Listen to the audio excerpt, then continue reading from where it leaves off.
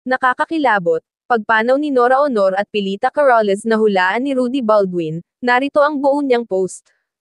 Rudy Baldwin Heart. ika-11 ng Marso. March 11 2025 #ShowbizVision. May nakita akong kilalang politiko ito, halos kilala siya kahit sa ibang bansa ang hindi INAASABAN ang pagkasawi nito, at dalawang politiko ito na nakita ko magpaalam na sa mundo natin. May nakita akong TV host at magaling na TV host ito, tumatatak ang pangalan niya sa industriya ng PAGBABALITA. Ang nakita ko ang bigla ang pagkawala nito.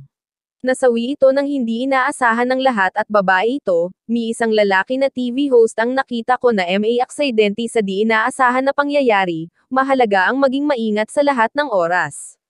May nakita akong kilalang artista at ang isa ay kapamilya ng artista ang na-AKSIDENTI sa karagatan ngunit nasawi ito.